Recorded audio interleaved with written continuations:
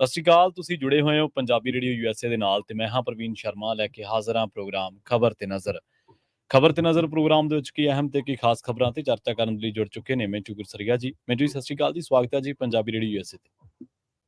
ਜੀ ਸ਼ੁਕਰੀਆ ਸਾਰਿਆਂ ਨੂੰ, ਸਤਿ ਸ੍ਰੀ ਅਕਾਲ ਜੀ। ਜੀ ਅੱਜ ਦਿਨ ਸ਼ੁੱਕਰਵਾਰ 6 ਅਕਤੂਬਰ 2023 20 ਅੱਸੂ ਨਾਨਕ ਸ਼ਾਹੀ ਸੰਮਤ 555। ਖਬਰ ਤੇ ਨਜ਼ਰ ਪ੍ਰੋਗਰਾਮ ਨੂੰ ਸਪਾਂਸਰ ਕਰਦੇ ਨੇ ਖਾਲਸਾ ਇੰਸ਼ੋਰੈਂਸ ਏਜੰਸੀ ਵਾਲੇ, ਜਿਨ੍ਹਾਂ ਤੋਂ ਤੁਸੀਂ ਹਰ ਤਰੀਕੇ ਦੀ ਇੰਸ਼ੋਰੈਂਸ ਲੈ ਸਕਦੇ ਹੋ। ਇੰਸ਼ੋਰੈਂਸ ਬਾਰੇ ਪਤਾ ਕਰਨ ਦੇ ਲਈ ਇਹਨਾਂ ਦਾ ਨੰਬਰ ਹੈ 408 272 2500। ਇਹ ਪਿਛਲੇ 32 ਸਾਲ ਤੋਂ ਇੰਸ਼ੋਰੈਂਸ ਦੇ ਵਿੱਚ ਸ਼ਾਨਦਾਰ ਸੇਵਾਵਾਂ ਦੇ ਰਹੇ ਨੇ। ਅਮਰੀਕਾ ਭਰ ਦੇ ਵਿੱਚ ਇੰਸ਼ੋਰੈਂਸ ਕਰਦੇ ਨੇ। ਅੱਜ ਹੀ ਡਾਇਲ ਕਰੋ 408 272 2500। ਟਰਕੀਅਨ ਇਮੀਗ੍ਰੇਸ਼ਨ ਲਾ ਫਰਮ ਵਾਲੇ ਜੇ ਟਰਕੀਅਨ ਟੌਰਨੀ ਟਰਕੀਅਨ ਦੇ ਨਾਲ ਤੁਸੀਂ ਯੂਐਸ ਇਮੀਗ੍ਰੇਸ਼ਨ ਬਾਬਤ ਕੋਈ ਵੀ ਸਲਾਹ ਕਰਨੀ ਹੈ, ਕੋਈ ਵੀ ਸਵਾਲ ਪੁੱਛਣਾ ਤੇ ਇਹਨਾਂ ਦਾ ਨੰਬਰ ਹੈ 415 909 0503। GK Dhanota Yuba City, Paramjit ਕੌਰੰਗੀ Vacaville, Pritpal Singh Sidhu Fresno. GNU ਵਾਲੇ ਟਰੱਕ ਵਾਸ਼ ਕਰਦੇ ਨੇ, ਆਇਲ ਚੇਂਜ ਕਰਦੇ ਨੇ, 에ਅਰ ਬ੍ਰੇਕਾਂ ਦਾ ਕੰਮ ਤਸੱਲੀ ਬਖਸ਼ ਕਰਵਾ ਸਕਦੇ ਹੋ। ਨਵੇਂ ਪੁਰਾਣੇ ਟਾਇਰ ਵੀ ਇਹਨਾਂ ਤੋਂ ਮਿਲਦੇ ਨੇ। ਲੋਕੇਸ਼ਨ ਹੈ ਸੈਂਟਾ ਨੀਲਾ ਦੀ। ਨਿਮਾ ਸਹੂਤਾ ਦੇ ਨਾਲ ਗੱਲ ਕੀਤੀ ਜਾ ਸਕਦੀ ਹੈ 209 277 0113 ਤੇ MK market Kashmir Singh Sacramento ਤੋਂ। ਇਹਨਾਂ ਸਾਰੇ ਹੀ ਸਪਾਂਸਰਸ ਦਾ ਬਹੁਤ ਬਹੁਤ ਧੰਨਵਾਦ। ਤੇ ਜੇਕਰ ਤੁਸੀਂ ਵੀ ਪੰਜਾਬੀ ਰੇਡੀਓ ਯੂਐਸਏ ਦੇ ਇਹਨਾਂ ਪ੍ਰੋਗਰਾਮਾਂ ਨੂੰ ਸਪਾਂਸਰ ਕਰਨਾ ਚਾਹੁੰਦੇ ਹੋ ਤਾਂ ਸਟੂਡੀਓ ਦਾ ਨੰਬਰ ਹੈ 408 272 5200। ਪੰਜਾਬੀ ਰੇਡੀਓ ਯੂਐਸਏ ਦੇ ਪ੍ਰੋਗਰਾਮ ਖਬਰ ਤੇ ਨਜ਼ਰ ਨੂੰ ਤੁਸੀਂ ਇਸ ਵੇਲੇ ਸੁਣ ਰਹੇ ਹੋ AM FM ਸਟੇਸ਼ਨਸ ਦੇ ਨਾਲ ਰੇਡੀਓ ਸੈੱਟ ਤੇ, ਨੈਟ ਤੇ, mobile app, social media platforms, Facebook, YouTube ਤੇ ਸੁਣ ਰਹੇ ਹੋ, ਦੇਖ ਰਹੇ ਹੋ। ਸਾਰੇ ਹੀ ਦਰਸ਼ਕਾਂ ਤੇ ਸਰੋਤਿਆਂ ਦਾ ਪ੍ਰੋਗਰਾਮ ਖਬਰ ਤੇ ਨਜ਼ਰ ਦੇ ਵਿੱਚ ਸਵਾਗਤ ਹੈ। ਸ਼ੁਰੂਆਤ ਕਰਾਂਗੇ ਪੰਜਾਬ ਦੇ ਨਾਲ ਜੁੜੇ ਅਹਿਮ ਮਸਲੇ ਤੋਂ। ਗੱਲ ਕਰਾਂਗੇ SYL ਦੀ। ਮਿੰਟੂ ਜੀ, ਸੁਣਨ ਦੇ ਵਿੱਚ ਆ ਰਿਹਾ ਕਿ ਪ੍ਰਧਾਨ ਮੰਤਰੀ ਵੀ ਕੁੱਦੇ ਨੇ SYL ਦੇ ਮਾਮਲੇ ਦੇ ਵਿੱਚ।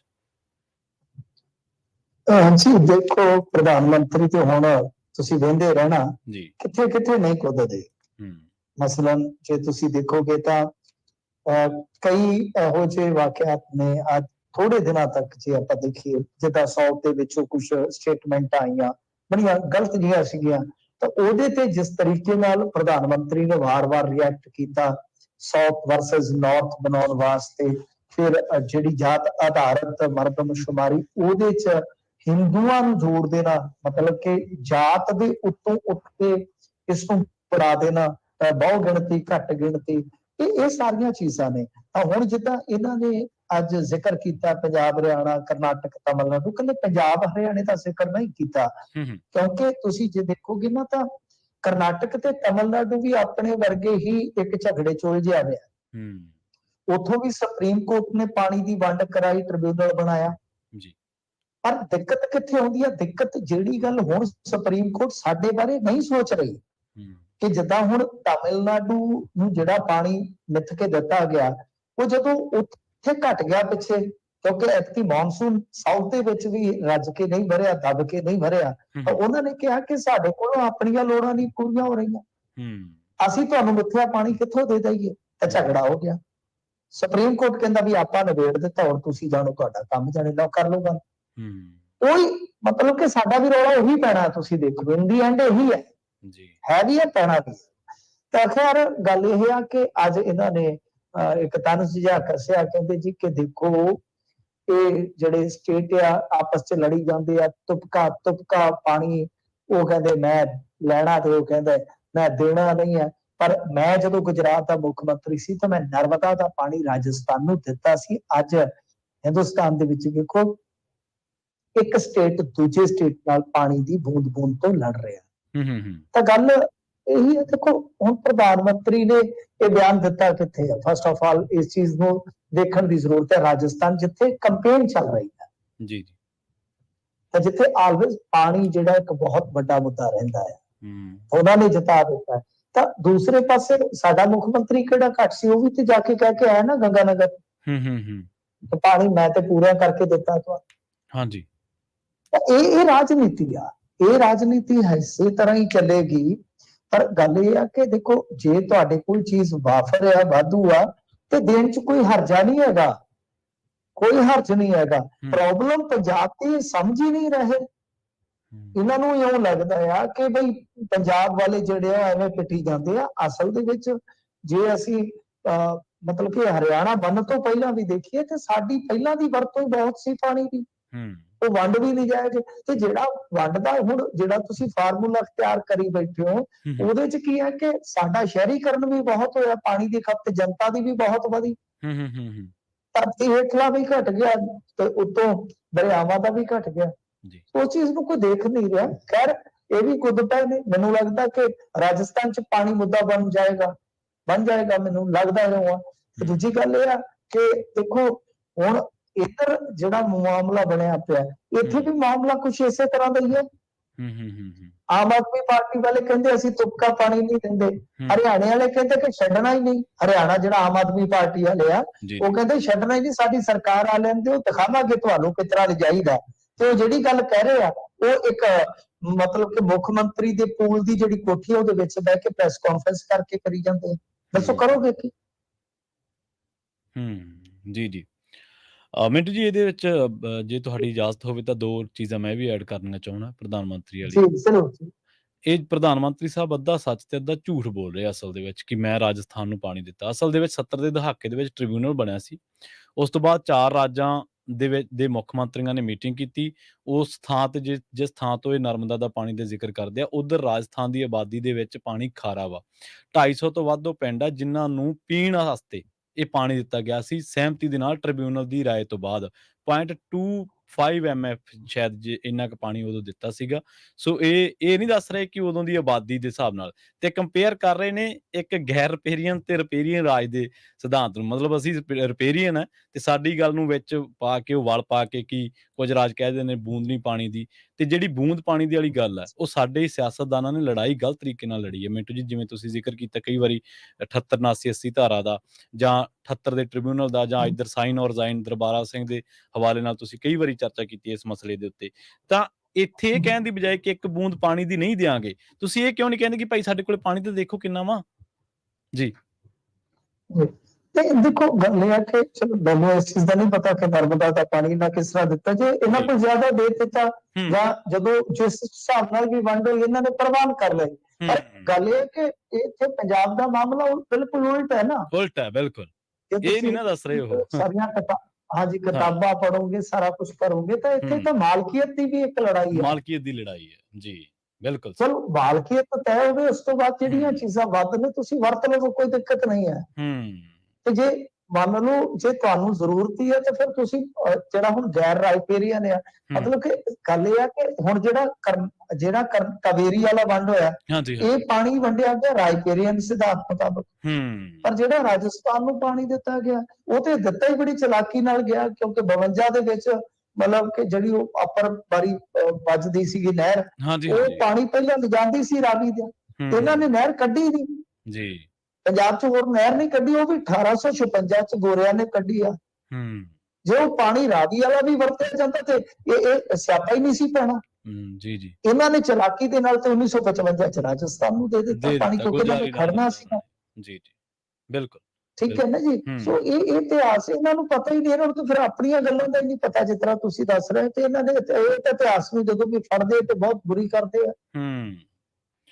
ਅਸਲ ਦੇ ਵਿੱਚ ਮਿੰਟੂ ਜੀ ਉਸ ਤਰੀਕੇ ਵਾਂਗ ਹੈ ਵੀ ਜੇ ਕੋਈ ਮੰਨ ਲਓ T20 ਮੈਚ ਹਾਰ ਗਿਆ ਕਿਸੇ ਗੱਲ ਕਰਕੇ, ਤੇ ਮੇਰੇ ਵਰਗਾ ਕੋਈ ਉੱਠ ਕੇ ਕਹਦੇ ਮੈਂ ਤਾਂ ਟੈਸਟ ਜਿੱਤ ਕੇ ਆਇਆ ਸੀ। ਮਤਲਬ ਟੈਸਟ ਤੇ T20 ਦਾ ਮੁਕਾਬਲਾ ਹੋ ਸਕਦਾ ਕਿਤੇ? ਇੱਕ ਚੀਜ਼ 5 ਦਿਨ ਚੱਲਦੀ ਹੈ, ਇੱਕ ਚੀਜ਼ 5 ਘੰਟੇ ਚੱਲਦੀ ਹੈ, ਤੇ ਤੁਸੀਂ ਕਿਵੇਂ ਉਹਦਾ ਕੰਪੈਰੀਜ਼ਨ ਕਰ ਲਓਗੇ? ਸੇਮ ਇੱਥੇ ਪ੍ਰਧਾਨ ਮੰਤਰੀ ਸਾਹਿਬ ਜਿਹੜੇ ਉਹ ਨੈਰੇਟਿਵ ਅਸਲ ਦੇ ਵਿੱਚ ਬਦਲਣ ਦੀ ਕੋਸ਼ਿਸ਼ ਕਰ ਰਹੇ ਆ, ਸੈੱਟ ਕਰਨ ਦੀ ਕੋਸ਼ਿਸ਼ ਕਰ ਰਹੇ ਆ। ਉਹੀ ਹੈ ਨਾ ਜਜ਼ਬਾ, ਕਿਉਂਕਿ ਰਾਜਸਥਾਨ ਨੂੰ ਦੇਖੋ, ਮੈਂ ਤੁਹਾਨੂੰ ਦੱਸੀ ਹੈ ਨਾ ਕਿ ਰਾਜਸਥਾਨ ਨੂੰ ਪਾਣੀ ਦੀ ਜ਼ਰੂਰਤ ਹੈ। ਇਸ ਟਾਈਮ ਰਾਜਸਥਾਨ ਨੂੰ ਜ਼ਿਆਦਾ ਲੋੜ ਹੈ ਪਾਣੀ ਦੀ। ਪਰ ਇਹ ਜਿਹੜੀਆਂ ਗੱਲਾਂ ਉੱਥੇ ਕਰ ਰਹੇ ਨੇ, ਹੁਣ ਕਿਸੇ ਨੇ ਤੇ ਇਹ ਸਰਵੇ ਦੀ ਚੈੱਕ ਥੋੜੀ ਕਰਨੀ ਹੈ। ਉਹਨਾਂ ਨੇ ਤਾਂ ਕਹਿਣਾ ਹੈ ਕਿ ਅਸੀਂ ਤੇ ਬਾਈ ਕਰ ਦਿੱਤੇ ਆ, ਅਸੀਂ ਤੇ ਵੰਡ ਜਿਹੜੀ ਹੈ ਨਾ ਉਹ ਦੇ ਦਿੱਤੀ ਸੀ ਤੁਹਾਨੂੰ ਉਸ ਟਾਈਮ। ਤਾਂ ਗੱਲ ਇਹ ਹੈ ਕਿ ਇਹਨਾਂ ਨੇ ਆਪਣੀ ਜਿਹੜੀ ਹੈ ਕਹਾਣੀ ਉਹ ਕਰੀ ਜਾਣੀ ਆ। ਹੁਣ ਜਿੱਦਾਂ 1966 ਤੋਂ ਪਹਿਲਾਂ ਪੰਜਾਬ ਦਾ ਪੁਨਰ ਗਠਨ ਜਦੋਂ ਨਹੀਂ ਹੋਇਆ, ਉਦੋਂ ਮਤਲਬ ਕਿ 55 ਦੇ ਫੈਸਲੇ ਅਨੁਸਾਰ ਜਿਹੜਾ ਸੀਗਾ 19 MF ਪਾਣੀ ਜਿਹੜਾ ਸੀਗਾ ਨਾ ਉਹ ਪੰਜਾਬ ਅਪਰ ਬਾਰੀ ਦੁਆਬ ਨਹਿਰ ਰਾਹੀਂ ਅੰਮ੍ਰਿਤਸਰ ਤੇ ਗੁਰਦਾਸਪੁਰ ਜ਼ਿਲ੍ਹੇ ਵਰਤਦੇ ਸੀ। ਮੈਂ ਜਿਵੇਂ ਤੁਹਾਨੂੰ ਕਿਹਾ 61 ਤੋਂ ਮਤਲਬ ਕਿ ਪੂਰਾ ਵਰਤ ਰਹੇ ਨੇ ਉਹ ਆਪਣਾ ਜਿਹੜਾ 19 MF ਪਾਣੀ ਆ। ਤਾਂ ਬਿਆਸ ਦਰਿਆ ਦੇ ਹਿੱਸੇ ਚ ਜਿਹੜਾ 52 MF ਪਾਣੀ ਆਇਆ, ਉਹਦੇ ਵਿੱਚੋਂ 39 ਜਿਹੜਾ ਹੈਗਾ ਸੀਗਾ MF, ਤਾਂ ਉਹ 3 ਨਹਿਰਾਂ ਸਰਹੱਦ ਫੀਡਰ ਈਸਟਰਨ ਕੈਨਾਲ ਮਖੂ ਤੇ ਜਿਹੜੀ ਆਹ ਸੀਗੀ ਗਰੁੱਪ ਨਹਿਰ ਉਹਨੂੰ ਕਹਿ ਦਿੰਦੇ ਨੇ, ਉਹ ਫਰੀਦਕੋਟ ਤੇ ਫਿਰੋਜ਼ਪੁਰ ਵਾਸਤੇ ਵਰਤਿਆ ਜਾ ਰਿਹਾ ਸੀਗਾ। ਤਾਂ ਮਤਲਬ ਕਿ ਇਸ ਦਰਿਆ ਤੋਂ ਸਿਰਫ 12 MF ਪਾਣੀ ਜਿਹੜਾ ਹੈ ਨਾ ਉਹ ਹਰਿਆਣਾ ਬਣਨ ਤੋਂ ਪਹਿਲਾਂ ਜੇ ਵਰਤਿਆ ਜਾਣਾ ਸੀਗਾ। ਜੀ ਜੀ ਮਤਲਬ ਅਣਵਰਤਿਆ ਪਾਣੀ, ਬਾਕੀ ਪਾਣੀ ਤੇ ਅਸੀਂ ਵਰਤ ਰਹੇ ਸੀ ਉਸ ਟਾਈਮ ਵੀ। ਜੀ ਜੀ ਠੀਕ ਹੈ ਨਾ ਜੀ। ਤਾਂ ਹੁਣ ਤਾਂ ਕਹਾਣੀ ਉਹ ਉਲਟ ਹੈ ਨਾ। ਮੈਂ ਤੁਹਾਨੂੰ ਉਦੋਂ ਦੇ ਅੰਕੜੇ ਕੱਢ ਕੇ ਦੇ ਦਿੱਤੇ ਆ ਕਿ ਸਾਡੇ ਕੋਲ ਹੈ ਨਹੀਂਗਾ। ਤੁਸੀਂ ਤੇ ਨਾ, ਤੁਹਾਡੇ ਕੋਲ ਮੰਨ ਲਓ ਮੇਰੇ ਕੋਲ ਕੋਈ ਚੀਜ਼ ਵਾਧੂ ਪਈ ਹੈ ਤੇ ਮੈਂ ਦੇ ਦੇਵਾਂ, ਕੋਈ ਹਰਜ ਨਹੀਂ ਹੈ। ਪਰ ਜਿਸ ਬੰਦੇ ਨੂੰ ਆਪਣੀ ਜ਼ਰੂਰਤ ਹੈ, ਨਹਿਰੀ ਪਾਣੀ ਦੀ ਆਪਣੀ ਲੋੜ ਹੈ, ਅਸੀਂ ਮੰਨ ਲਓ ਕੱਲ ਨੂੰ ਵਨਸਵੰਤਾ ਵਧਣਾ ਹੈ, ਬਾਗਾਂ ਨੂੰ ਪਾਣੀ ਕਿਹੜੇ ਪਾਣੀ ਦੀ ਜ਼ਰੂਰਤ ਹੋਏਗੀ? ਜੀ ਨਰਮੇ ਨੂੰ ਕਿਹੜੇ ਪਾਣੀ ਦੀ ਜ਼ਰੂਰਤ ਪੈਣੀ ਹੈ? ਗੰਨੇ ਨੂੰ ਕਿਹੜੇ ਪਾਣੀ ਦੀ ਜ਼ਿਆਦਾ ਜ਼ਰੂਰਤ ਪੈਣੀ ਹੈ? ਜੀ ਜੀ ਤਾਂ ਗੱਲ ਇਹ ਹੈ ਕਿ ਇਹ ਚੀਜ਼ਾਂ ਜਿਹੜੀਆਂ ਦੇਖਦੇ ਹੀ ਨਹੀਂ ਹੈ, ਬਸ ਆਪਣਾ ਘੋੜਾ ਭਜਾਈ ਜਾਂਦੇ। ਜੀ ਜੀ ਇੱਕ ਸਰੋਤੇ ਪੁੱਛ ਰਹੇ ਸੀ ਮਿੰਟੂ ਜੀ, MF ਦਾ ਕੀ ਮਤਲਬ ਹੈ? ਮਿਲੀਅਨ ਏਕੜ ਫੁੱਟ ਤੋਂ ਇਹਦਾ ਭਾਵ ਲਿਆ ਜਾਂਦਾ ਜੀ, ਹਨਾ? ਹਾਂਜੀ, ਮਿਲੀਅਨ ਏਕੜ ਫੀਟ, ਬਸ ਇਸ ਨੂੰ ਤੁਸੀਂ ਐ ਸਮਝ ਸਕਦੇ ਹੋ ਕਿ ਜਿੱਦਾਂ MF ਮਿਲੀਅਨ ਏਕੜ ਫੀਟ, ਯਾਨੀ 1 ਮਿਲੀਅਨ ਕਿੱਲੇ ਦੇ ਵਿੱਚ 1 ਫੀਟ ਪਾਣੀ ਨੂੰ ਖਿਲਾਰ ਦਿਓ, ਇੰਨਾ ਪਾਣੀ ਬਣ ਜਾਏ, ਉਹਨਾਂ ਪਾਣੀ ਬਣ MF। ਜੀ ਜੀ ਹਾਂਜੀ। ਤੇ ਮਿੰਟੂ ਜੀ ਅਗਲੀ ਖਬਰ ਦੇ ਵੱਲ ਵਧੀਆ ਆਪਾਂ ਕਰੀਏ ਗੱਲ, ਰਾਜਪਾਲ ਦੀਆਂ ਫਾਈਲਾਂ ਵੀ ਕਹਿੰਦੇ ਰੁਕੀਆਂ ਹੋਈਆਂ ਨੇ। ਹਾਂਜੀ, ਦੇਖੋ ਇਹ ਕੰਮ ਉਹ ਕਹਿੰਦੇ ਕਿ ਵੰਜ ਬਰਾਬਰ ਹੀ ਵੰਡਾਂਗੇ। ਇਹਨਾਂ ਨੇ ਸਾਡੀਆਂ ਰੋਕੀਆਂ ਕੁਝ ਫਾਈਲਾਂ ਜਿਹੜੀਆਂ ਹੁੰਦੀਆਂ ਨੇ ਨਾ, ਉਹ ਰਾਜ ਭਵਨ ਦੀਆਂ ਵੀ CM ਹਾਊਸ ਦੇ ਵਿੱਚ ਆਉਂਦੀਆਂ ਨੇ। ਮਸਲਨ ਕਿ ਕੁਝ ਸਟਾਫ ਰੱਖਣਾ ਸੀ ਇਹਨਾਂ ਨੇ ਆਰਜ਼ੀ ਤੌਰ ਤੇ, ਜਿੱਦਾਂ officer on special duty OST, ਤੇ ਇਸ ਤੋਂ ਇਲਾਵਾ ਕੁਝ ਹੋਰ ਜਿੱਦਾਂ ਨਿਯੁਕਤੀਆਂ ਕਰਨੀਆਂ ਸੀ ਪ੍ਰਾਈਵੇਟ ਸੈਕਟਰੀ ਟੂ ਰਾਜਪਾਲ। ਇਹ ਇਸ ਤਰ੍ਹਾਂ ਦੀਆਂ 3 ਕੁ ਫਾਈਲਾਂ ਨੇ ਜਿਹੜੀਆਂ ਮੁੱਖ ਮੰਤਰੀ ਦਫ਼ਤਰ ਦੇ ਵਿੱਚੋਂ ਪਾਸ ਹੋਣੀਆਂ ਲਾਜ਼ਮ ਸੀਗੀਆਂ ਤੇ ਅੱਜ ਤੱਕ ਇਹਨਾਂ ਨੇ ਰੋਕ ਰੱਖੀਆਂ ਨੇ। ਇਹ ਨਵੀਂ ਗੱਲ ਜਿਹੜੀ ਆ ਸੁਣਨ ਨੂੰ ਮਿਲ ਰਹੀ ਹੈ ਕਿ ਇੱਕ ਪਾਸੇ ਜੇ ਰਾਜਪਾਲ ਇਸ ਤਰ੍ਹਾਂ ਫਾਈਲਾਂ ਦਬਾ ਸਕਦੇ ਆ ਤਾਂ ਮੁੱਖ ਮੰਤਰੀ ਵੀ ਘੱਟ ਨਹੀਂ ਕਰਦੇ। ਉਹ ਕਹਿੰਦੇ ਕਿ ਜਿੱਥੇ ਸਾਡਾ ਸੂਤ ਆਇਆ ਅਸੀਂ ਵੀ ਕਰਾਂਗੇ, ਤਾਂ ਗੱਲ ਬਰੋਬਰ ਹੀ ਆ। ਜੀ ਜੀ ਹੁਣ ਤੁਸੀਂ ਦੇਖੋ ਨਾ ਕਿ ਇਹਨਾਂ ਨੇ ਜਵਾਬ ਘੱਲਿਆ ਸੀਗਾ ਕਰਜ਼ੇ ਦਾ, ਉਹਨਾਂ ਨੇ ਗਾ ਕੋਈ ਹੋਰ ਘੁੰਡੀ ਕੱਢ ਦਿੱਤੀ ਕਿ SSP ਦੱਸੋ ਕਾਹਤੋਂ ਬਦਲਿਆ ਸੀ, ਮਾਈਨਿੰਗ ਵਾਲਾ ਸਟੇਟਸ ਦਿਓ। ਹਾਂਜੀ ਹਾਂਜੀ। ਇਹ ਆਪਣੇ ਆਪ ਦੇ ਵਿੱਚ ਦੇਖ ਲਓ ਦਿਲਚਸਪ ਕਹਾਣੀ ਬਣੀ ਪਈ ਆ ਕਿ ਉਹ ਉਹਨਾਂ ਦੀਆਂ ਫਾਈਲਾਂ ਰੋਕ ਲੈਂਦੇ ਆ, ਉਹ ਉਹਨਾਂ ਦੀਆਂ ਫਾਈਲਾਂ ਵੀ ਰੋਕ ਕੇ ਬੈਠੇ ਆ। ਸੱਟ ਬਰੋਬਰ ਦੀ ਆ। ਜੀ ਜੀ ਅਗਲੀ ਖਬਰ ਦੇ ਵੱਲ ਵਧੀਏ ਤੇ ਮਿੰਟੂ ਜੀ ਕਹਿੰਦੇ ਮਨਪ੍ਰੀਤ ਦੇ ਗਨਮੈਨ ਦੇ ਘਰ ਵੀ ਰੇਡ ਹੋਈ ਹੈ ਜੀ। ਹਾਂਜੀ, ਜਿਹੜਾ ਗਨਮੈਨ, ਅੱਛਾ ਮੈਂ ਤੁਹਾਨੂੰ ਇੱਕ ਚੀਜ਼ ਦੱਸਾਂ, ਹੁਣ ਮੈਂ ਨਾਂ ਨਹੀਂ ਲੈ ਸਕਦਾ, ਵੈਸੇ ਤਾਂ ਮੈਨੂੰ ਨਾਵਾਂ ਦਾ ਵੀ ਪਤਾ ਹੈਗਾ ਜੀ। ਇਹਨਾਂ ਦੇ ਜਿਹੜੇ ਗਨਮੈਨ ਰਹੇ ਨੇ ਨਾ, ਉਹ 15 ਸਾਲ ਤੋਂ ਰਹੇ ਨੇ, 20 ਸਾਲ ਤੋਂ। ਠੀਕ ਹੈ। ਇਸ ਫੈਮਿਲੀ ਦੇ ਵਿੱਚ ਕੁਛ ਹੈ। ਮੈਂ ਸੁਖਬੀਰ ਸਿੰਘ ਬਾਦਲ ਦੇ ਨਾਲ ਇੱਕ ਐਸੇ ਪੁਲਿਸ ਅਫਸਰ ਨੂੰ ਜਾਣਦਾ, ਉਦੋਂ ਤੋਂ ਜਾਣਦਾ ਜਦੋਂ ਤੋਂ DSP ਸੀਗਾ। ਤੇ ਜਦੋਂ ਤੋਂ ਮੈਂ ਮਤਲਬ ਕਿ ਪੱਤਰਕਾਰਤਾ ਚ ਆਇਆ ਸੀ ਤੇ ਅੱਜ ਸ਼ਾਇਦ 12-13 ਸਾਲ ਹੋ ਗਏ ਆ, ਅੱਜ ਵੀ ਉਹ ਨਾਲ ਨੇ ਤੇ ਮੈਨੂੰ ਮਿਲਦੇ ਵੀ ਹੁੰਦੇ ਸੀ ਉਸ ਟਾਈਮ ਸੰਗਤ ਦਰਸ਼ਨ ਚ, ਤੇ ਅੱਜ ਪਤਾ ਨਹੀਂ ਸਿਆਣਨਗੇ ਕਿ ਨਹੀਂ, ਕਿਉਂਕਿ ਹੁਣ ਵਾਹਵਾ ਸਟਾਰ ਲੱਗ ਗਿਆ। ਹਾਂਜੀ ਹਾਂਜੀ। ਤਾਂ ਇਸੇ ਤਰ੍ਹਾਂ ਜੋ ਇਹਨਾਂ ਦੇ ਹੈਗੇ ਸੀਗੇ ਗਨਮੈਨ, ਕੁਝ ਗਨਮੈਨ ਉਹ ਬਹੁਤ ਲੰਬੇ ਸਮੇਂ ਤੋਂ ਇਹਨਾਂ ਦੇ ਨਾਲ ਰਹੇ ਨੇ। ਉਹਨਾਂ ਦੇ ਵਿੱਚ ਇੱਕ ਗੁਰਤੇਜ ਹੈ, ਉਹਦੇ ਤੇ ਅੱਜ ਛਾਪਾ ਪਿਆ ਹੈ। ਉਹਦੀ ਕੋਠੀ ਹੈ ਇੱਕ ਜ਼ਬਰਦਸਤ ਇਲਾਕੇ ਦੇ ਵਿੱਚ, ਜ਼ਬਰਦਸਤ ਕੀ ਪੌਸ਼ ਇਲਾਕੇ ਦੇ ਵਿੱਚ। ਤੇ ਹੁਣ ਰਿਪੋਰਟਾਂ ਇਹ ਕਹਿ ਰਹੀਆਂ ਨੇ ਕਿ ਜੀ 3 ਕਰੋੜ ਰੁਪਇਆ ਉਹਨੇ ਖਰਚਿਆ ਕੋਠੀ ਤੇ। ਗ੍ਰੀਨ ਸਿਟੀ ਚ ਵੀ ਇੱਕ 150 ਵਰਗ ਗਜ਼ ਦਾ ਮਕਾਨ ਆ। ਫਿਰ ਕਹਿੰਦੇ ਗਨਮੈਨ ਦੇ ਨਾਲ ਢਾਬਾ ਵੀ ਆ, ਸਕਾਰਪੀਓ, ਥਾਰ, ਇਹੋ ਜਿਹੀਆਂ ਗੱਡੀਆਂ ਨੇ। ਇੱਕ ਪਲਾਟ ਗੋਨਿਆਣੇ ਚ ਵੇਚਿਆ ਗਿਆ, ਹੋਰ ਵੀ ਮਕਾਨ ਆ। ਮਤਲਬ ਕਿ ਇਸ ਤਰ੍ਹਾਂ ਕਈ ਚੀਜ਼ਾਂ ਜਿਹੜੀਆਂ ਨੇ ਉਹ ਨਾਮ ਲੱਗ ਰਹੀਆਂ ਨੇ ਗੁਰਤੇਜ ਦੇ। ਬਾਕੀ ਹੁਣ ਪਤਾ ਨਹੀਂ ਜੀ, ਦੇਖੋ ਹੋ ਸਕਦਾ ਕੋਈ ਉਹਨੇ ਅਗਾਂਹ ਜਾਇਦਾਦ ਵੇਚੀ ਹੋਵੇ ਤੇ ਇੰਨੀ ਜਾਇਦਾਦ ਤੇ ਖਰੀਦੀ ਹੋਵੇ, ਪਰ ਤੁਸੀਂ ਸੋਚ ਸਕਦੇ ਹੋ ਕਿ 3 ਕਰੋੜ ਦੀ ਕੋਠੀ ਜੇ ਕੋਈ ਸਿਪਾਹੀ, ਹੌਲਦਾਰ, ਥਾਣੇਦਾਰ ਬਣਾਉਂਦਾ ਤੇ ਫਿਰ ਤਾਂ ਇਹਦਾ ਮਤਲਬ ਇਹ ਆ ਕਿ ਉਹਦੇ ਕਰਮਾਂ ਦੀ ਖੇਡ ਆ। ਜਿੰਨਾ ਫਿਰ ਉਹਦੇ ਕੋਲ ਜੱਦੀ ਕੁਸ਼ਤੀ ਪੈਸਾ ਹੋਏਗਾ, ਉਹ ਤੇ ਬਹੁਤ ਵੱਡਾ ਅਫਸਰ ਬਣਨਾ ਚਾਹੀਦਾ ਸੀਗਾ ਪੜ੍ਹਾਈ ਲਿਖਾਈ ਦੇ ਮਾਮਲੇ 'ਚ, ਜੋ ਛੋਟਾ ਰਹਿ ਗਿਆ। ਤੇ ਜੇ ਉਹ ਜੱਦੀ ਕੁਸ਼ਤੀ ਵਾਲੇ ਪਾਸਿਓਂ ਵੀ ਹੱਥ ਤੰਗ ਰੱਖਦਾ ਮੇਰੇ ਵਾਂਗੂ, ਤੇ ਫਿਰ ਤਾਂ ਕੋਈ ਕਮਾਲ ਹੋਇਆ ਲੱਗਦਾ ਹੈ ਨਾ। ਇੰਦਰਜੀਤ ਨਿੱਕੂ ਆਂਦਾ ਸੀ ਜਿਹੜਾ ਬਾਬੇ ਕੋਲ ਜਾਂਦਾ, ਹਾਏ ਕਮਾਲ, ਹਾਏ ਕਮਾਲ। ਤੇ ਫਿਰ ਤਾਂ ਕੋਈ ਇਸ ਤਰ੍ਹਾਂ ਦਾ ਹਾਏ ਕਮਾਲ ਹੀ ਹੋ ਗਿਆ ਨਾ। ਗੱਲ ਇਹ ਆ ਕਿ ਅੱਜ ਰੇਡ ਜ਼ਰੂਰ ਹੋਈ ਆ। ਦੇਖੋ ਗੱਲ ਕੀ ਆ, ਇਹ ਹੁਣ ਕੀ ਸੁੰਘਦੇ ਫਿਰਦੇ ਆ, ਇਹ ਸੁੰਘਦੇ ਫਿਰਦੇ ਆ ਕਿ ਪਲਾਟ ਵਾਲਾ ਤਾਂ ਮਸਲਾ ਹੈਗਾ ਹੀ ਆ। ਤੇ ਜਦ ਨੂੰ ਜਦ ਨੂੰ ਇਹ ਮਤਲਬ ਕਿ ਜਾ ਕੇ ਉੱਥੇ ਕੋਈ ਸੁੱਖ ਦਾ ਸਾਹ ਲਵੇ ਹੂੰ ਹਾਈ ਕੋਰਟ ਦੇ ਵਿੱਚ, ਤਦ ਤੱਕ ਕੋਈ ਹੋਰ ਮਾਮਲਾ ਤਿਆਰ ਕਰ ਲੈ, ਆਮਦਨ ਤੋਂ ਵੱਧ ਜਾਇਦਾਦ ਜਾਂ ਬੇਨਾਮੀ ਜਾਇਦਾਦ। ਕਿਉਂਕਿ ਕੁਝ ਲੋਕਾਂ ਦੇ ਮੂੰਹ ਤੇ ਦੰਦ ਕਥਾ ਹੈਗੀ ਆ ਕਿ ਠੇਕਿਆਂ ਠੂਕਿਆਂ 'ਚ ਪੈਸਾ ਇੰਡਾਇਰੈਕਟਲੀ ਨੇਤਾਵਾਂ ਦਾ ਲੱਗਾ ਬਠਿੰਡੇ 'ਚ। ਉਹ ਹੁਣ ਸ਼ਾਇਦ ਲੱਭਦੇ ਫਿਰਦੇ, ਤੁਸੀਂ ਦੇਖਿਆ ਹੋਣਾ ਕਿ ਸ਼ਰਾਬ ਦੇ ਠੇਕੇ ਦੇ ਉੱਤੇ ਕੰਮ ਕਰਦਾ ਬੰਦਾ ਉਹ ਵੀ ਚੁੱਕਿਆ ਹੋਇਆ। ਠੀਕ ਹੈ ਜੀ। ਤੇ ਪੰਜਾਬ ਦੇ ਮੰਤਰੀਆਂ ਦੀਆਂ ਵੀ ਡਿਊਟੀਆਂ ਕਹਿੰਦੇ ਹਰਿਆਣੇ 'ਚ ਲੱਗੀਆਂ ਹੋਈਆਂ। ਜੀ ਬਿਲਕੁਲ, ਮੁੱਖ ਮੰਤਰੀ ਦੀ ਡਿਊਟੀ ਲੱਗੀ ਸੀ ਅੱਗੇ ਕੇਜਰੀਵਾਲ ਸਾਹਿਬ ਦੇ ਨਾਲ, ਤੇ ਉਹ ਤੇ ਹਲੇ ਚੱਲੀ ਜਾਂਦੀ ਆ, ਉਹ ਅਨਲਿਮਿਟਡ ਕੰਮ ਹੀ ਆ। ਤੇ ਹੁਣ ਮੁੱਖ ਮੰਤਰੀ ਦੇ ਨਾਲ ਨਾਲ ਜਿਹੜੇ ਮੰਤਰੀ ਸਾਹਿਬਾਨ ਆ ਕੁਛ, ਉਹਨਾਂ ਨੂੰ ਵੀ ਵਾਗਡੋਰ ਸੌਂਪੀ ਗਈ ਆ।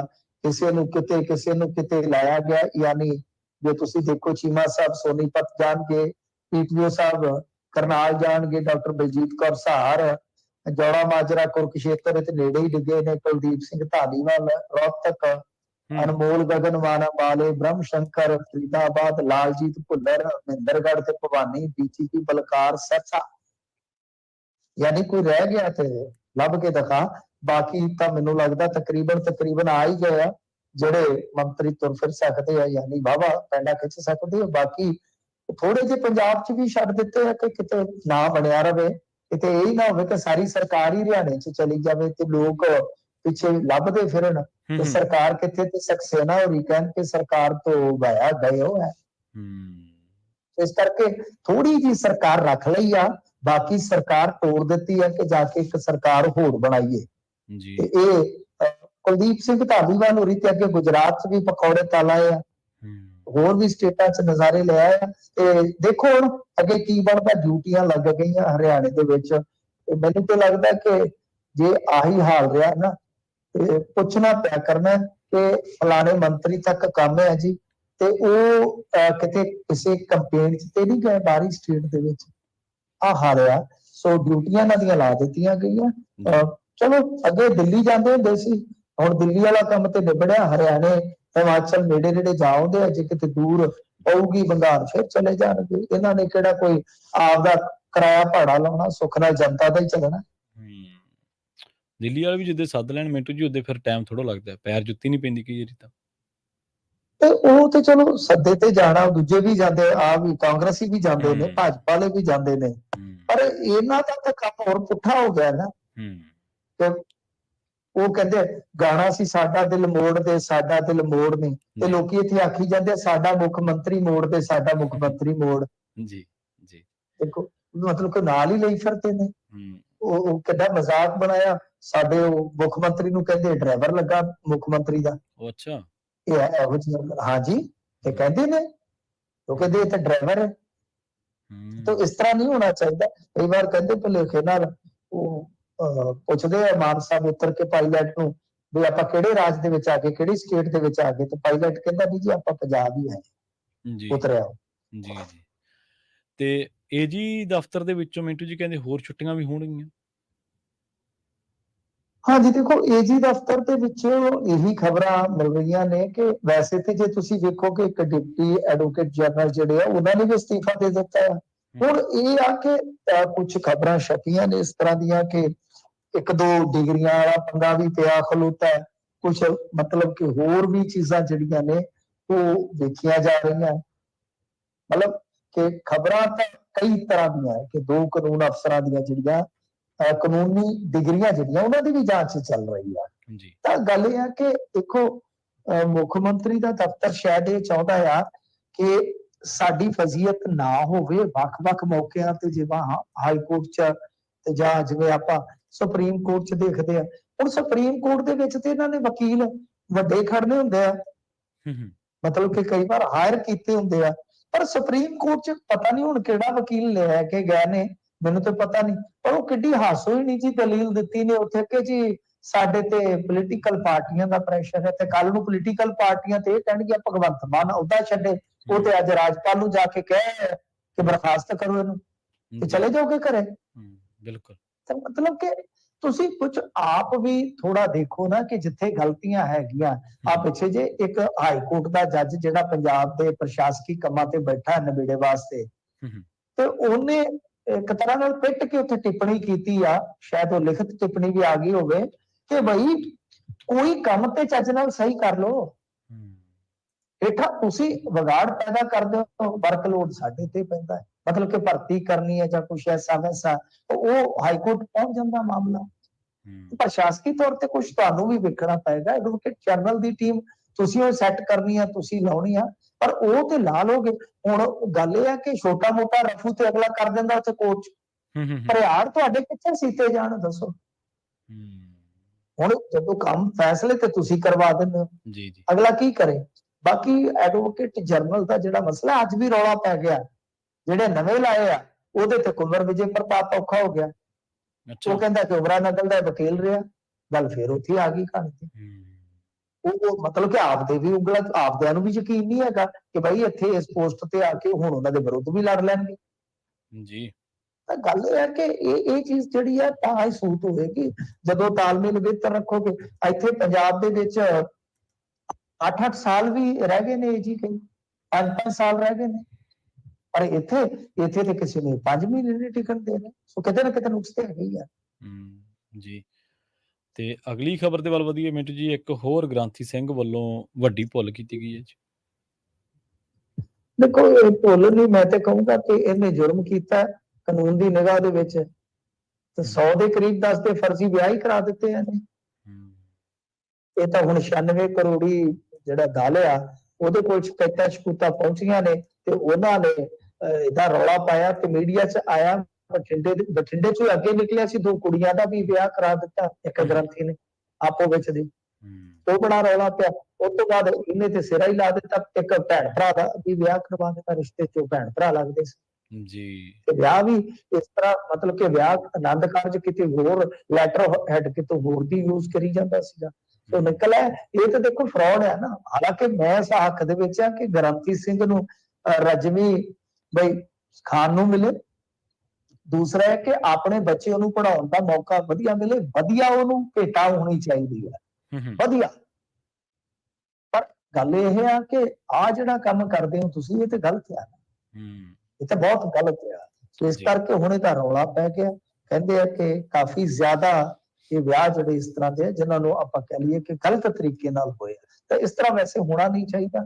ਜਿੱਦਾਂ ਹੋਏਗਾ ਨਾ ਸਿਰਫ ਇਹ ਚੀਜ਼ ਅਨੈਤਿਕਤਾ 'ਚ ਗਿਣੀ ਜਾਂਦੀ ਆ, ਬਲਕਿ ਕਈ ਵਾਰ ਫਿਰ ਉਹ ਜਿਹੜੇ ਦੂਸਰੇ ਲੋਕ ਹੁੰਦੇ ਆ ਜਿਹੜੇ ਕਿਸੇ ਵੀ ਦੂਜੇ ਧਰਮ ਦੇ ਮਜ਼ਹਬ ਦੇ ਦੋਖੀ ਹੁੰਦੇ, ਤਾਂ ਉਹ ਫਿਰ ਇਹਨਾਂ ਚੀਜ਼ਾਂ ਨੂੰ ਬਹੁਤ ਉਛਾਲਦੇ ਵੀ ਆ। ਜੀ ਜੀ। ਮਿੰਟੂ ਜੀ, ਇਹਨਾਂ ਖਾਸ ਖਬਰਾਂ ਤੇ ਖਾਸ ਜਾਣਕਾਰੀਆਂ ਦੇ ਲਈ ਤੁਹਾਡਾ ਬਹੁਤ ਬਹੁਤ ਧੰਨਵਾਦ ਜੀ। ਜੀ ਸ਼ੁਕਰੀਆ ਜੀ। ਪ੍ਰੋਗਰਾਮ ਖਬਰ ਤੇ ਨਜ਼ਰ ਦੇ ਪਹਿਲੇ ਹਿੱਸੇ ਦੇ ਵਿੱਚ ਆਪਣੇ ਨਾਲ ਜੁੜੇ ਸਨ ਮਿੰਟੂ ਗੁਰਸਰਗਾ ਜੀ, ਜਿਨ੍ਹਾਂ ਦੇ ਨਾਲ ਆਪਾਂ ਕਈ ਅਹਿਮ ਖਬਰਾਂ ਨੂੰ ਲੈ ਕੇ ਚਰਚਾ ਕੀਤੀ ਹੈ। ਸ਼ੁਰੂਆਤ ਕੀਤੀ ਸੀ ਪ੍ਰਧਾਨ ਮੰਤਰੀ ਵੀ SYL ਦੇ ਮਾਮਲੇ ਦੇ ਵਿੱਚ ਕੁੱਦੇ ਨੇ ਤੇ ਉਹਨਾਂ ਨੇ ਪੰਜਾਬ ਦਾ ਨਾਂ ਲਏ ਬਿਨਾਂ ਇਹ ਗੱਲ ਕਹੀ ਹੈ ਕਿ ਕੁਝ ਸੂਬੇ, ਕੁਝ ਲੋਕ ਕਹਿ ਰਹੇ ਨੇ ਕਿ ਇੱਕ ਬੂੰਦ ਵੀ ਪਾਣੀ ਦੀ ਨਹੀਂ ਦਿਆਂਗੇ, ਤਾਂ ਉਹ ਹਿੰਸਾ ਵੱਲ ਜਿਹੜਾ ਉਹਨਾਂ ਦਾ ਇਸ਼ਾਰਾ ਸੀਗਾ, ਨੈਰੇਟਿਵ ਸੈੱਟ ਕਰਨ ਦੀ ਉਹਨਾਂ ਨੇ ਜਿਹੜੀ ਕੋਸ਼ਿਸ਼ ਉਹ ਕੀਤੀ ਹੈ। ਇੱਥੋਂ ਸ਼ੁਰੂਆਤ ਕੀਤੀ ਸੀ ਤੇ ਅਖੀਰ ਤੱਕ ਆਪਾਂ ਗ੍ਰੰਥੀ ਸਿੰਘ ਵੱਲੋਂ ਜਿਹੜੀ ਭੁੱਲ ਕੀਤੀ ਗਈ ਉਹਦੇ ਬਾਬਤ ਚਰਚਾ ਕੀਤੀ ਹੈ। ਖਬਰਾਂ ਹਾਲੇ ਹੋਰ ਵੀ ਨੇ ਜਿਨ੍ਹਾਂ ਤੇ ਚਰਚਾ ਕਰਾਂਗੇ। ਵੇਲਾ ਹੋ ਗਿਆ ਇੱਕ ਬ੍ਰੇਕ ਦੇ ਲਈ ਰੁਕਣ ਦਾ। ਜਲਦ ਵਾਪਸੀ ਇੱਕ ਸ਼ਾਰਟ ਬ੍ਰੇਕ ਤੋਂ ਬਾਅਦ। ਜੁੜੇ ਰਹੋ ਪੰਜਾਬੀ ਰੇਡੀਓ USA ਦੇ ਨਾਲ।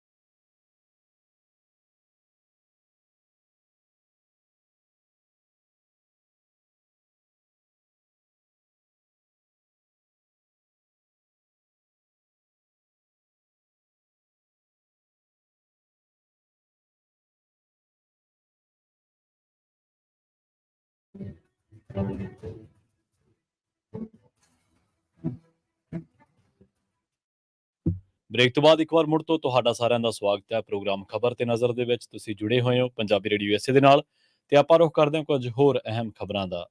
ਸ਼ੁਰੂਆਤ ਕਰਾਂਗੇ ਏਸ਼ੀਆਈ ਖੇਡਾਂ ਤੋਂ। ਭਾਰਤ ਨੇ 19ਵੀਆਂ ਏਸ਼ੀਆਈ ਖੇਡਾਂ ਦੇ ਮਰਦ ਹਾਕੀ ਫਾਈਨਲ ਦੇ ਵਿੱਚ ਜਾਪਾਨ ਨੂੰ 5-1 ਦੇ ਨਾਲ ਹਰਾ ਕੇ ਸੋਨ ਤਗਮਾ ਜਿੱਤ ਲਿਆ। ਇਸ ਜਿੱਤ ਦੇ ਨਾਲ ਭਾਰਤ ਨੇ ਪੈਰਿਸ ਓਲੰਪਿਕਸ ਦੇ ਲਈ ਕੁਆਲੀਫਾਈ ਕਰ ਲਿਆ। ਸੋ ਇਹ ਬਹੁਤ ਵੱਡੀ ਜਿੱਤ ਜਿਹੜੀ ਹੈ ਭਾਰਤੀ ਹਾਕੀ ਦੇ ਖਿਡਾਰੀਆਂ ਦੀ ਮੰਨੀ ਜਾ ਰਹੀ ਹੈ। ਜਾਪਾਨ ਨੂੰ 5-1 ਦੇ ਨਾਲ ਹਰਾ ਕੇ ਏਸ਼ੀਆਈ ਖੇਡਾਂ ਦੇ ਵਿੱਚ ਸੋਨ ਤਗਮਾ ਆਪਣੇ ਨਾਂ ਕੀਤਾ।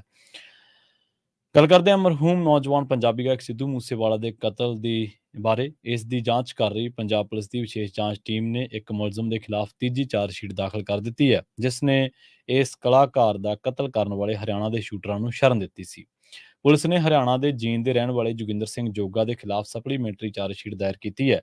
ਐਸਆਈਟੀ ਦੇ ਮੁਤਾਬਕ ਜੋਗਾ ਨੇ ਹਰਿਆਣਾ ਦੇ ਹਿਸਾਰ ਦੇ ਉਕਲਾਨਾ ਮੰਡੀ ਦੇ ਵਿੱਚ ਮੂਸੇਵਾਲਾ ਦੇ ਕਤਲ ਤੋਂ ਬਾਅਦ ਸ਼ੂਟਰ ਪ੍ਰਿਯਵਰਤ ਫੌਜੀ, ਅੰਕਿਤ ਸਿਰਸਾ, ਦੀਪਕ ਮੁੰਡੀ ਅਤੇ ਕਸ਼ਿਸ਼ ਨੂੰ ਪਨਾਹ ਦਿੱਤੀ ਸੀ।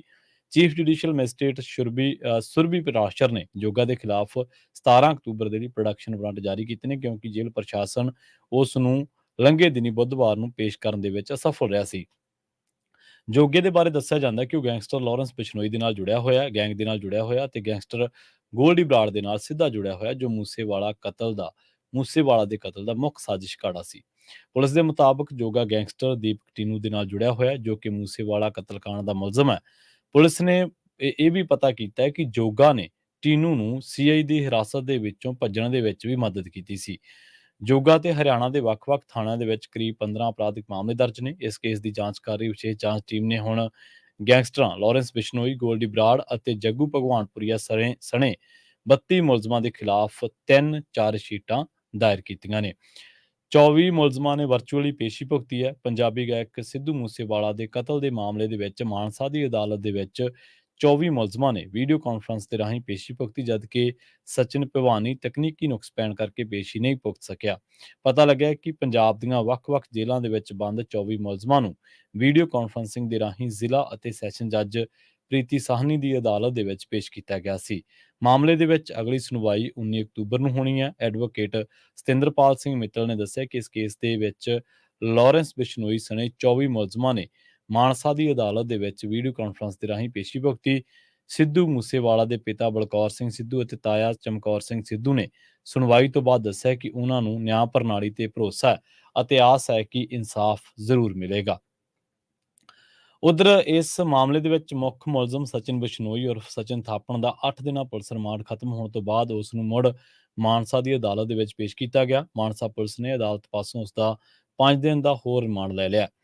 ਮਾਨਸਾ ਦੇ ਸਿਵਲ ਹਸਪਤਾਲ ਤੋਂ ਉਸ ਦਾ ਡਾਕਟਰੀ ਮੁਆਇਨਾ ਕਰਵਾਉਣ ਤੋਂ ਬਾਅਦ ਉਸ ਨੂੰ ਅਦਾਲਤ ਦੇ ਵਿੱਚ ਪੇਸ਼ ਕੀਤਾ ਗਿਆ ਅਤੇ ਅਦਾਲਤ ਨੇ ਉਸ ਨੂੰ 5 ਦਿਨ ਦੇ ਹੋਰ ਪੁਲਿਸ ਰਿਮਾਂਡ ਤੇ ਭੇਜ ਦਿੱਤਾ। ਉਹਦਾ ਪੁਲਿਸ ਰਿਮਾਂਡ ਹੁਣ 10 ਅਕਤੂਬਰ ਤੱਕ ਚੱਲਣਾ ਹੈ।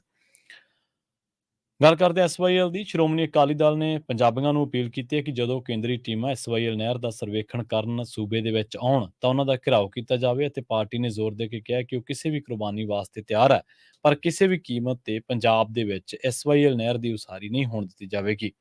ਅਕਾਲੀ ਆਗੂ ਬਿਕਰਮ ਸਿੰਘ ਮਜੀਠੀਆ ਨੇ ਆਮ ਆਦਮੀ ਪਾਰਟੀ ਦੀ ਸਰਕਾਰ ਤੇ ਭਾਜਪਾ ਦੀ ਸੂਬਾ ਇਕਾਈ ਨੂੰ ਆਪਣਾ ਸਟੈਂਡ ਸਪਸ਼ਟ ਕਰਨ ਦੇ ਲਈ ਆਖਦਿਆਂ ਸਵਾਲ ਕੀਤਾ ਕਿ ਮੁੱਖ ਮੰਤਰੀ ਭਗਵੰਤ ਮਾਨ ਅਤੇ ਪੰਜਾਬ ਭਾਜਪਾ ਪ੍ਰਧਾਨ ਸੁਨੀਲ ਜਾਖੜ ਇਸ ਅਹਿਮ ਮਸਲੇ ਤੇ ਚੁੱਪ ਕਿਉਂ ਨੇ, ਜਦੋਂ ਕਿ ਮਸਲਾ ਪੰਜਾਬ ਅਤੇ ਇਸ ਦੇ ਕਿਸਾਨਾਂ ਦੇ ਭਵਿੱਖ ਦੇ ਨਾਲ ਜੁੜਿਆ ਹੋਇਆ ਹੈ।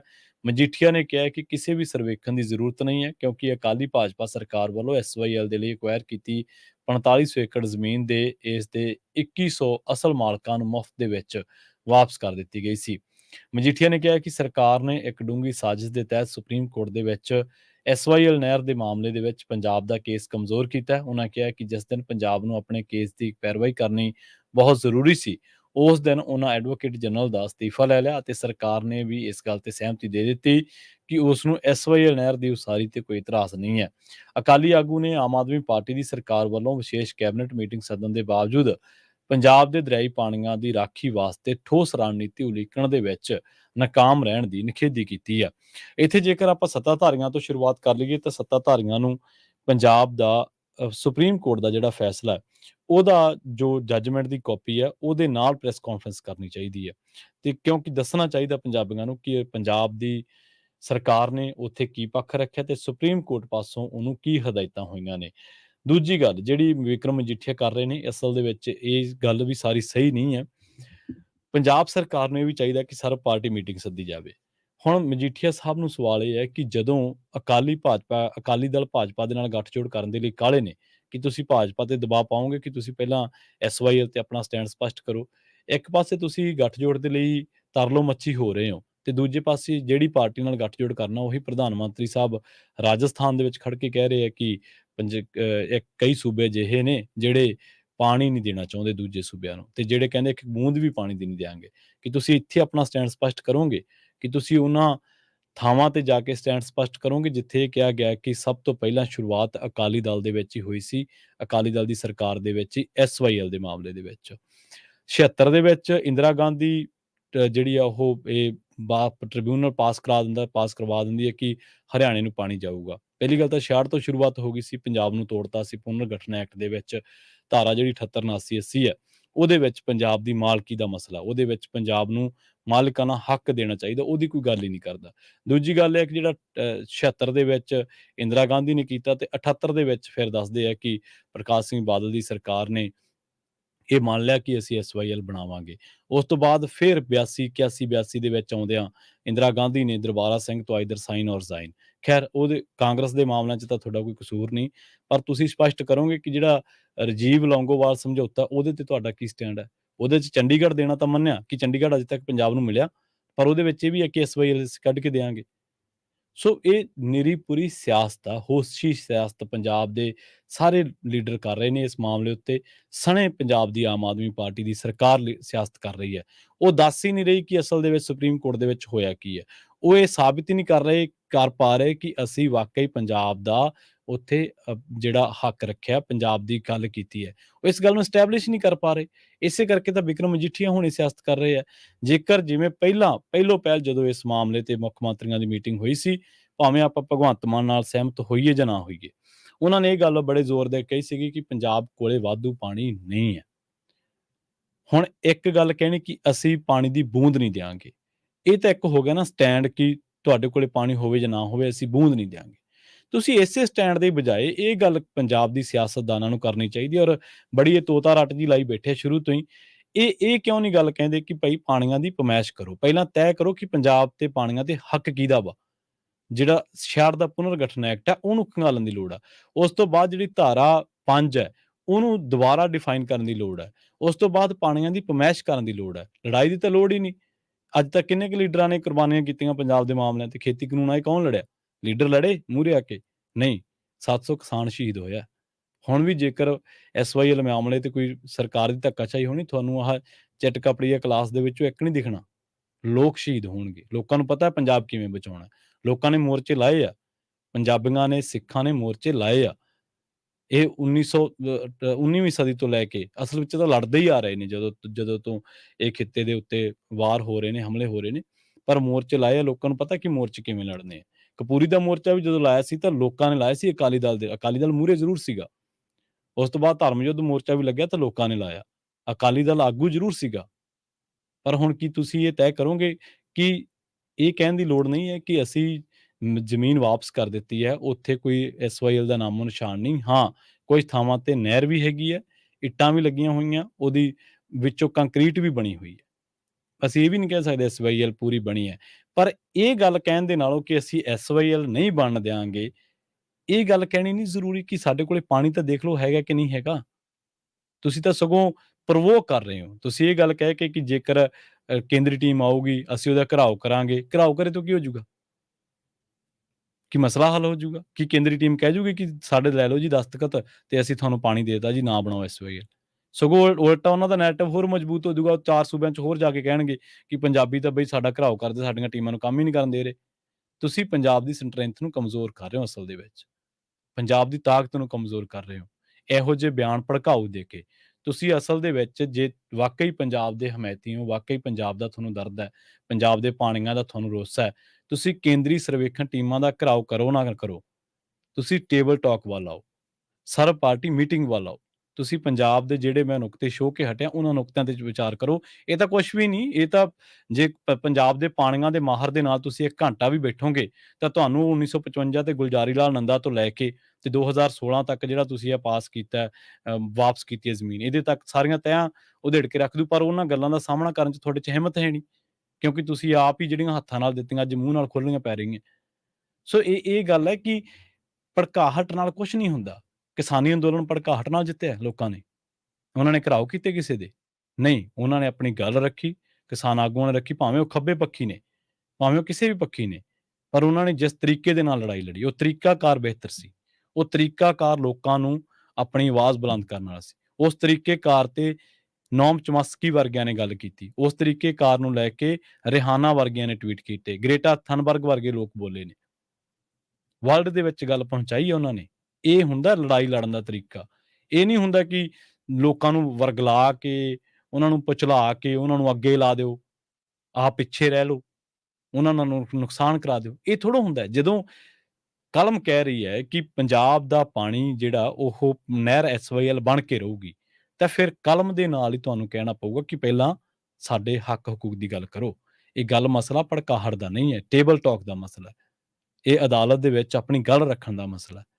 ਇਹ ਲੋਕਾਂ ਨੂੰ ਸਮਝਾਉਣ ਦਾ ਮਸਲਾ ਹੈ।